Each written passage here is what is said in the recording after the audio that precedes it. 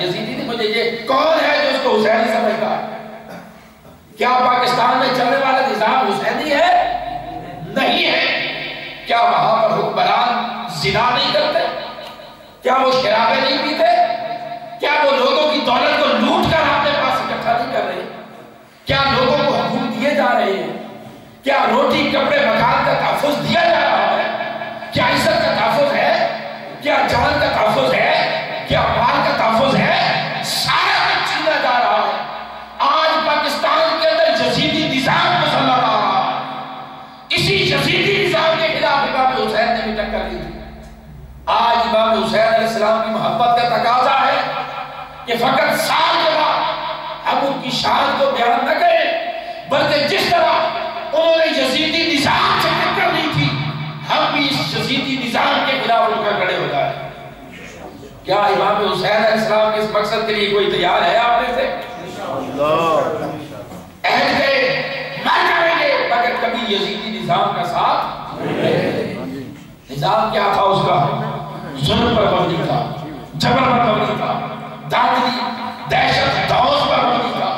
وہ زبردستی لوگوں کو اپنے حکم کے ماتحت کرنا چاہتا تھا، وہ اسلام کے نظام عدل کو پامال کرنا چاہتا تھا، اداروں کو تباہ کرنا چاہتا تھا۔ اس لیے امام علی مقام کے خلاف اٹھ کر کھڑے ہو گئے۔ دو کردار ہوئے، ایک یزیدی کردار، ایک حسینی کردار۔ اب قوم ان دو کرداروں کی وجہ سے دو حصوں میں بٹی۔ دو کردار جب سامنے آ گئے، قوم بھی دو حصوں میں بٹ گئی۔ ایک وہ جنہوں نے کھلا کھلا حضرت سیدنا امام علی مقام کا ساتھ دیا، ان کو حق پر سمجھا، جان مال عزت آبرو سب کچھ ان پر نچھاور کر دیا۔ یہ وہ 72 تن تھے جو آخر تک امام حسین کے ساتھ کٹ مرے۔ دوسرے لوگ وہ جنہوں نے یزید کا ساتھ دیا۔ یزیدی بھی تھے یا نہیں؟ وہ تو یزیدی ہو گئے۔ ایک طبقہ اور پیدا ہوا جو اہل کوفہ کا تھا۔ کوفہ کے لوگوں کے اندر منافقت تھی، وہ امام حسین کو حق پر سمجھتے تھے۔ سمجھتے تھے یا نہیں؟ سمجھتے تھے، اسی لیے تو خط لکھ کر بلوایا تھا کہ آپ آئے، ہم آپ کی بیعت کریں۔ حق پر سمجھتے تھے، خط لکھ کر بلایا۔ ان کے دل امام حسین کے ساتھ تھے، مگر وہ بزدل تھے، مداحم تھے، بغیرت تھے، دل سے امام حسین کو چاہتے تھے، مگر جرأت کے ساتھ امام حسین علیہ السلام کا ساتھ دینے کے لیے تیار نہ تھے۔ ان کے دل امام حسین کے ساتھ تھے اور ان کی تلوار یزید کے ساتھ تھی۔ اسی چیز نے اس قوم کو منافق بنایا، اس قوم کو کفری لاعیوبی کہا جاتا، بے وفا بنا دیا۔ آج ہماری قوم کا کردار بھی کفری والا کردار بن چکا ہے۔ ہم 5 سال پاکستانی نظام کو گالیاں دیتے، برا بنا دیتے، مگر جب الیکشن کا دور آتا ہے، سارے لوگ اسی ظالمانہ نظام کے اندر ووٹ لڑنے والوں کے جھنڈے اٹھا کر میدان میں آ جاتے ہیں۔ ہم دل سے محبت دیندار طبقے کس سے کرتے، مگر ہمارا ووٹ ہمیشہ باطل کی طرف جاتا۔ ہم ان کو پروموٹ کرتے، جس کی وجہ سے پاکستان کے اندر بربریت کی انتہا ہے۔ ہر روز سینکڑوں لوگ بغیر کسی وجہ کے لقمہ اجل بنتے، مارے جاتے۔ دہشت گردی کی انتہا ہو رہی ہے۔ کراچی کے اندر کون سا کھیل کھیلا جا رہا ہے، کوئٹہ بلوچستان کے اندر کیا ہو رہا ہے۔ لوگوں یہ وقت ہے امام حسین علیہ السلام کے کردار کو زندہ کرنے کا۔ ہم آپ کے پاس یہ آواز لے کر آئے، امام حسین کا درد بھی دیا، ان کی محبت کی فضیلت بھی بیان کی اور ان کے مشن کا پیغام بھی دے رہا ہوں۔ کوفیوں والا کردار اپناؤ گے تو مارے جاؤ گے، یزیدیوں کا کردار اپناؤ گے برباد ہو جاؤ گے۔ فقط ایک کردار کے اندر نجات رکھی ہے کہ اپنے کردار کو حسینی کردار بنا لو۔ جہاں حق دیکھو آپ کی خاطر، پھر جس کو نہیں حق بچانے کے لیے اگر علی اصغر بھی قربان کرنا پڑے تو کر دو۔ یہ حسینیت ہے۔ بڑے سے بڑی قربانی دینا پڑے تو دے جاؤ، یہ حسینیت ہے۔ اب ہم پاکستان کے اندر منہاج القرآن میں شیخ الاسلام ڈاکٹر محمد طاہر القادری پاکستان کے ظالمانہ مونوپولسٹک منافقانہ الیکٹرل سسٹم نظام انتخابات کو چیلنج کیا۔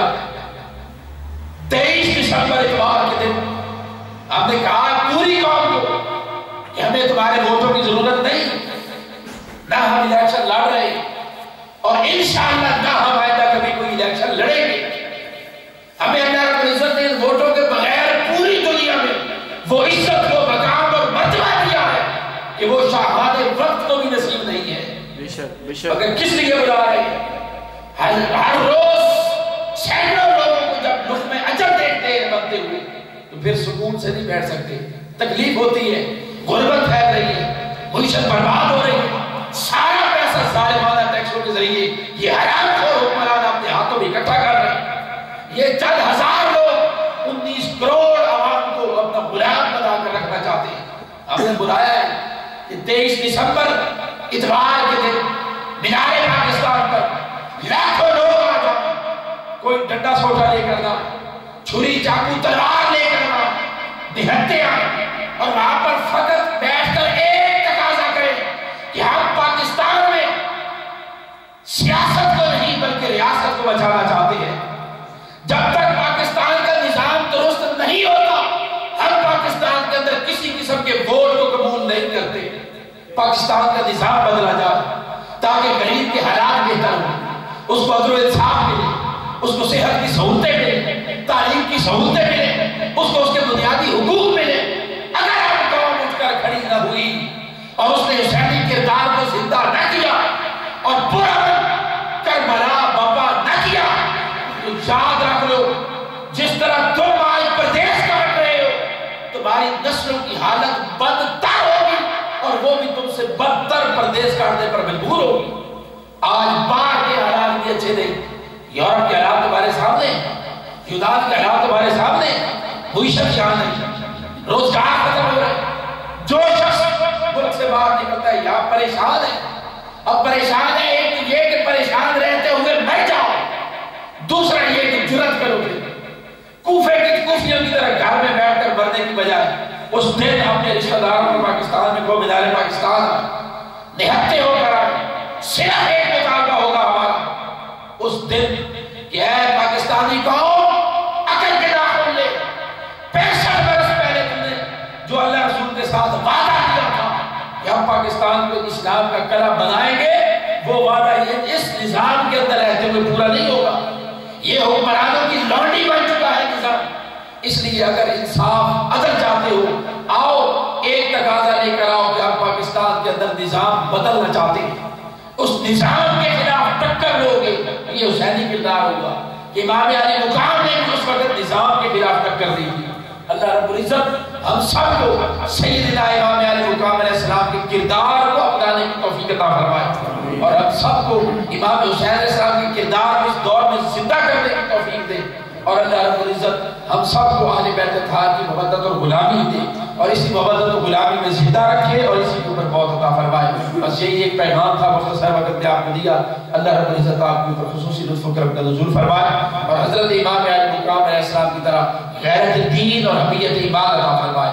آپ احباب پاکستان میں رشتہ داروں کو فون کریں، اس دن وہاں پر پہنچیں، گاڑیاں جائیں گی آپ کے علاقوں سے، آپ کو کھانا وہاں ملے گا، صرف ایک نعرہ لے کر آئیں اب وقت ہے، اب پاکستان میں سیاست کو نہیں اس ریاست کو بچانا چاہتے ہیں۔ اگر اب بھی یہ قوم نہ اٹھی تو پہلے 71 میں پاکستان ٹوٹا تھا، اب بلوچستان کے حالات خراب ہیں۔